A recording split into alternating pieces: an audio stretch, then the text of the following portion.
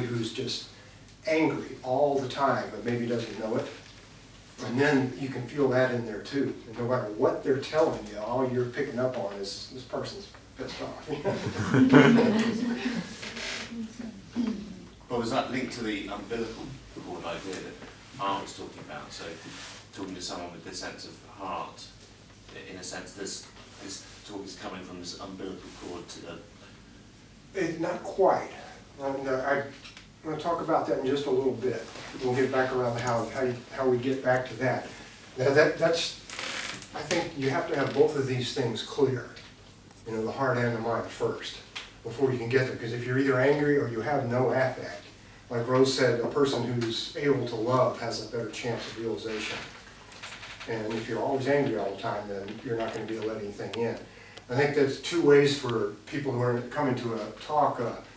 There's two things you shouldn't be doing, and that's one is either want to come in and argue and disagree with the guy, or to come in and agree. Because either way, you're not listening. You know, either way, you're not taking anything in. You've come in and you cut off anything new, and that's usually because if they're either trying to be agreeable or they're mad all the time.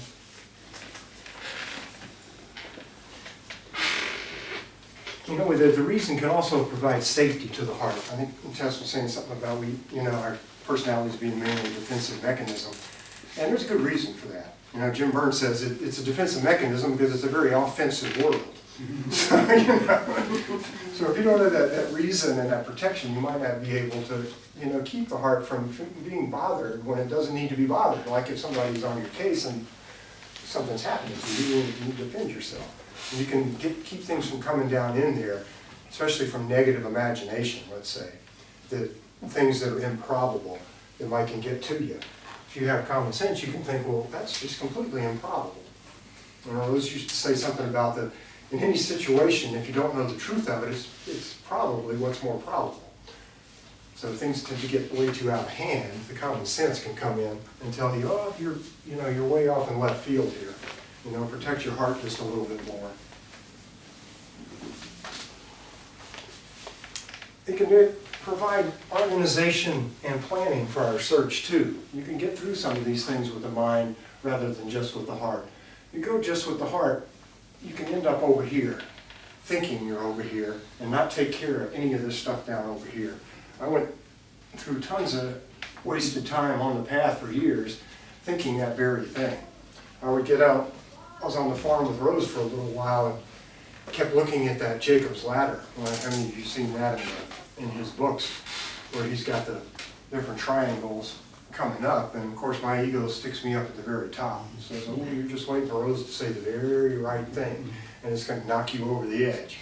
And Mr. Rose is talking all about how we need to be doing things down here on the psychological level, but that didn't fit in into what my thoughts about myself were, and looking to see what I actually needed to get working on there. I think that as a mind, for me, that was very important.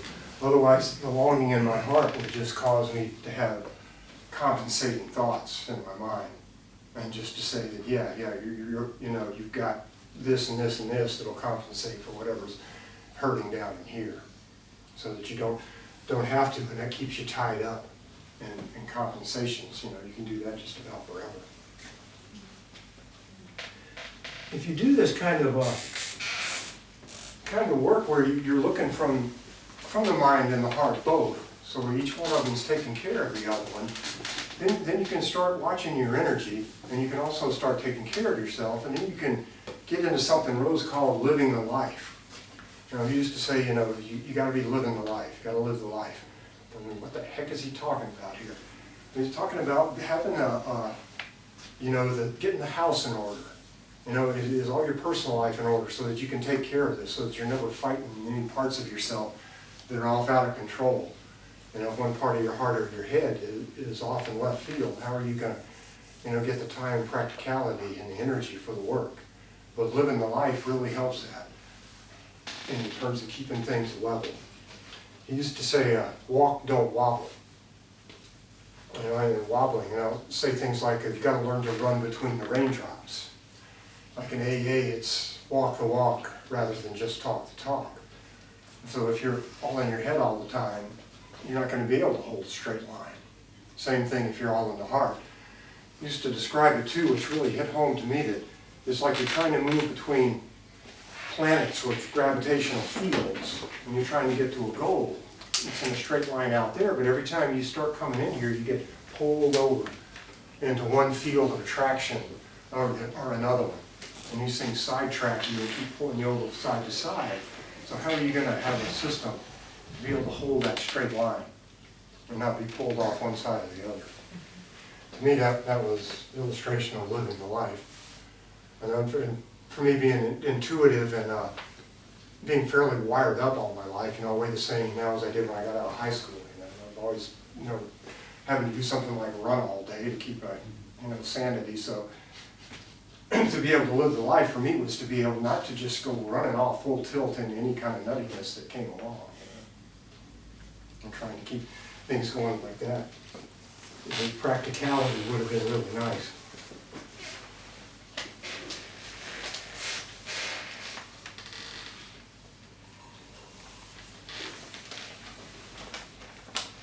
One thing about the thinking too is that you get discrimination in what's called thinking. That really helped me a lot because you don't know what actually thinking might be. For me, I had no idea exactly what they were talking about with this. It seemed like too much work, too many rules, and too much rationalization going on.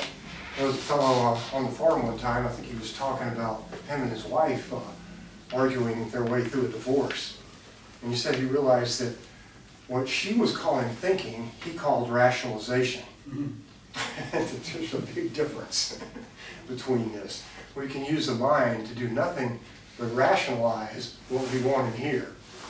Or we can use it to rationalize why we're not doing things that we're afraid of. I can't go to retreats or do solitary isolations or something, I'm afraid of them. All right? Or else we can be thinking that, oh yeah, I know everything already anyway, so I don't need to listen to these guys.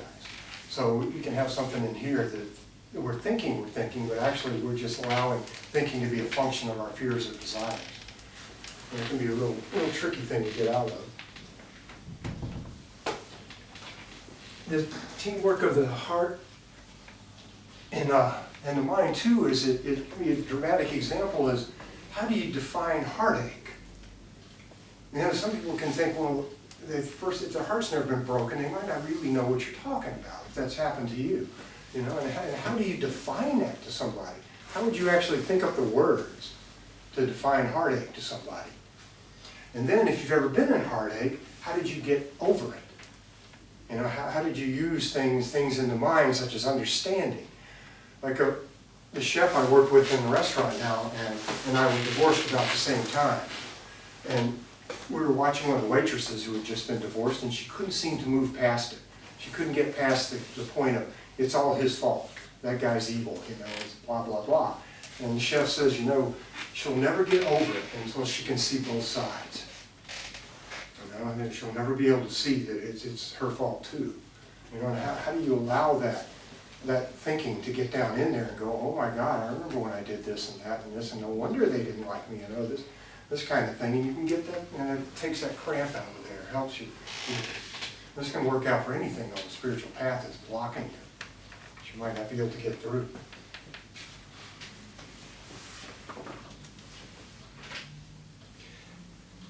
Another thing too is how do we actually get through to start doing things that can be work on this path? Like Art was quoting Rose about, it's actually some work involved in this. And oh my gosh, it's I wanted to get into here by just, I'm just going to do whatever it takes, and I'm going to have these realizations and bounce around in it. What's all this hard work about? And people will say, oh yeah, you don't need to work, it's all been done. We are what we already are. We start where we end up. There's nothing to do. But there's a lot of work. There's a lot of work in what leading up to what you were saying. How are you going to clear the path to that umbilical cord? How do you know that you're actually tying into that? And this isn't desire and fear. Are you making any progress? Is there any really work going on in here? Either one of these sides can check the other one out. Make sure you're not fooling yourself. Do you have a good feeling about what you're doing? Is it rationalizing? A lot of people will use a spiritual dogma as a distraction so that they don't have to look down in here. I mean, that's a common thing, you know. You don't want to look down in here and see what the heck's going on down in your heart. You know, you got to stay busy. You got to stay busy up in here. You know, don't look down in there. You know, for a lot of us, it's too scary. And you might not want to look at what's going on in there. But, you know, it's a lot of work. You can take it a little bit at a time. And it's like, I remember I used to think it's better to learn how to swim in the shallow end of the pool. Get a little practice before you go jumping in over your head. Or it's like pulling a cork out of a champagne bottle. You know, you have to let the cork out a little easier, or else you blow champagne all over your customer. You know, pulling it out. William Blake has a quote about this that I used to put it on my bookmark so that I could have it there all the time to look at it, because it made so much sense to me.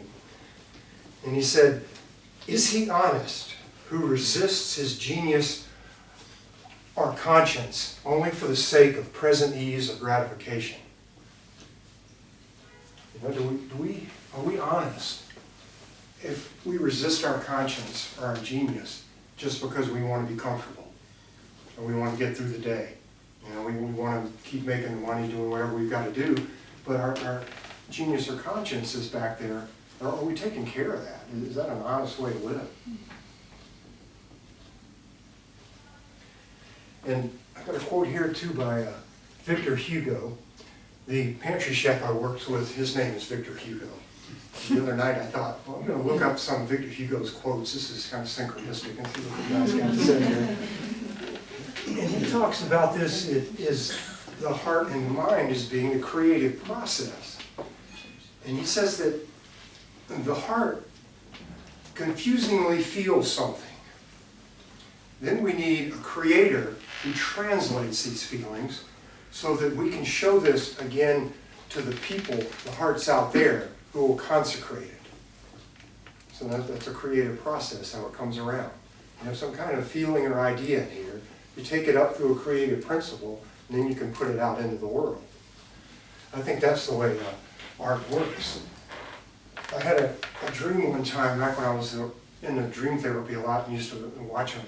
And it seems like the more you watch them, the better they get, and also the more simple and direct they get, if you're paying attention. And I was standing in my grandfather's kitchen, and he was a father figure for me. And I looked over at him, and I knew he had something to tell me, and all he did was just point at me, and he just said, "Create." Just that one word. You know, and it just stuck with me. And I'm thinking, that's what I'm not doing. You know, that was a part of my life that was lacking then. I wasn't bringing anything out into the world at all. I was just taking from it. That was one of the reasons why I started doing artwork and started carrying a camera with me. I get to hike ski in a lot of beautiful places in Colorado. And I used to have this idea that I don't want a camera with me because it'll detract from the moment. You know, I don't have to think about the camera and stuff. And then I thought, that's just like ego. What the heck are you talking about? Let's bring a camera, because then you can share it with somebody who won't be able to see that. You know, and it's going to be some work. You know, you can actually have to do something. But to me, that was a way to let that feeling that I got from those places, I could take it, try to put it up through the mind and the camera into the computer, and then maybe it could be brought out to the other hearts out there.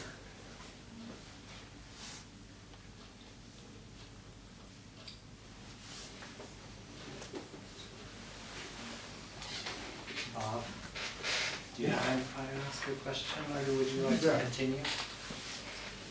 When you were speaking about your conscience and being comfortable, sacrificing comfortability for, I mean, just to give a practical example, I mean, if you're not happy with your job, should you tell your boss what you think of them? And that's you know, because that's where the line comes in. Yeah. Okay. You know, I mean, that's like Jim Burns said, the last guy that went with his feelings is doing 5 to 10 for murder. So, you know, you've got to know this, but the mind gives you that practicality. You know, like how could I create from the feeling of awe and beauty I saw? You know, how do I do that? Well, I first started out with watercolors, and then when they invented computers and took all our free time away, I was able to to put it out as photography.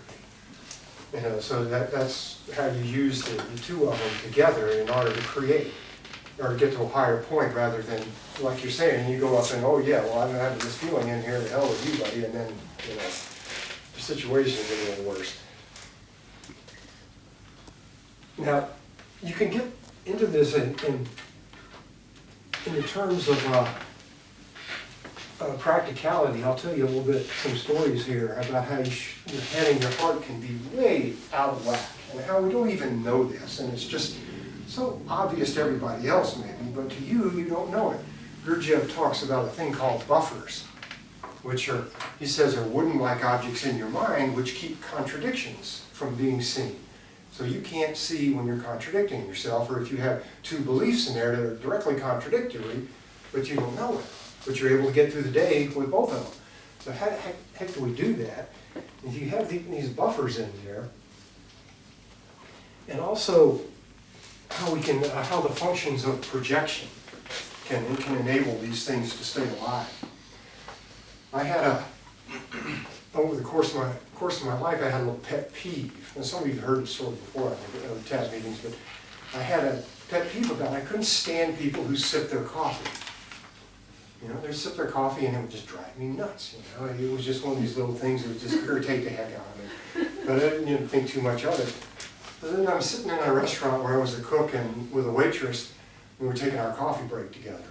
And we're sitting there at the table, drinking coffee, and I noticed this look on her face, and she goes, "Could you please stop slurping your coffee?"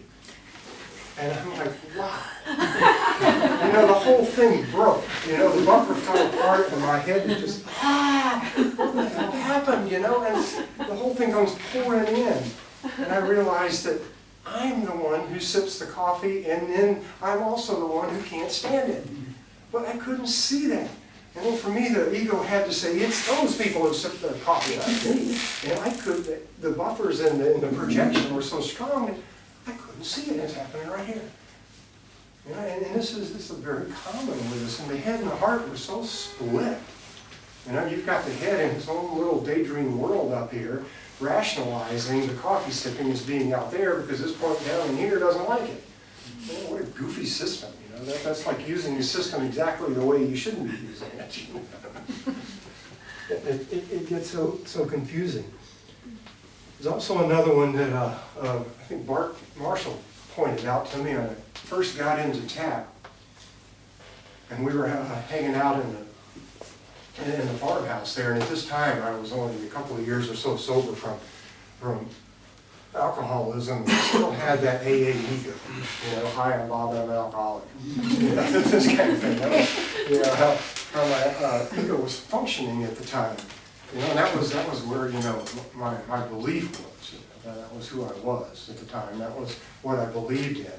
And I'm sitting here talking with Bart and probably going, hi, I'm Bob, I'm an alcoholic, and blah, blah, blah. And he's like, you know, after I quit smoking, I used to tell everybody that, you know, hi, I'm Bart, I'm an ex-smoker. And he said, then at some point I had to let that go. I had to stop, you know, identifying myself with, you know, with being an ex-smoker. And I'm sitting there going, oh boy, here we go. You know, that brought up a lot out of here because, you know, saying I'm an alcoholic was protecting me. That was my defense against getting drunk. So I had to have that, but at the same time, you know, I'm knowing up in here that that's probably not going to happen, and I've got a pretty good system. And also, that was why I was attacked. You know, I wanted to find out, how do I get past this? How do I get out of this, you know, being sick, wanting to be an alcoholic, but not wanting to be an alcoholic? Why is this all bouncing around? What's at the bottom of this mess? Why do I have to be so screwed up, and why did I want to drink?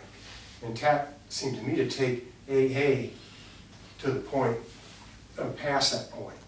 And then AA, it seemed like to me you were hanging on by your fingernails, but it didn't really solve the problem for me. It does for some people, but for me, TAP, you know, was a way to get past that.